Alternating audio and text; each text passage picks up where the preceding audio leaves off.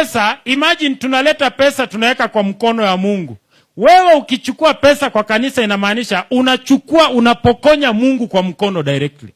Sasa wewe umeshinda hata jambazi ya bunduki huko nje. You are worse than a robber. Ndio tunachanga na kanisa iishi. Tunashindwa. Kanisa iishangi kwa nini? Sitaki kutaja makanisa mengine juu kuna watu wao hapa. But kuna makanisa inajengwanga iishi. Mbona mnacheka na sijataja mtu?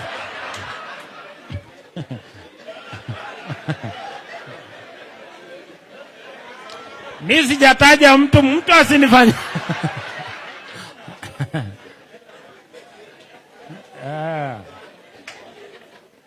Leo kuna kanisa kama ya Umoja One. Tulijenga miaka kama 20. Unashindwa. Hii kanisa mbona haishangi? Tunashangaa sana. Mimi nilikuwa MC kama 5 years. Haiishi.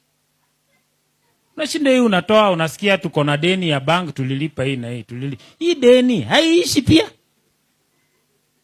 Sisemi hao walikuwa wanaiba. Nasema kuna makanisa madeni haiishi. Wazee wa kanisa wa hapa, tulipowekea mkono mkwe wazee, tafadhali pia mrepresent Mungu. Chungeni pesa ya hii kanisa.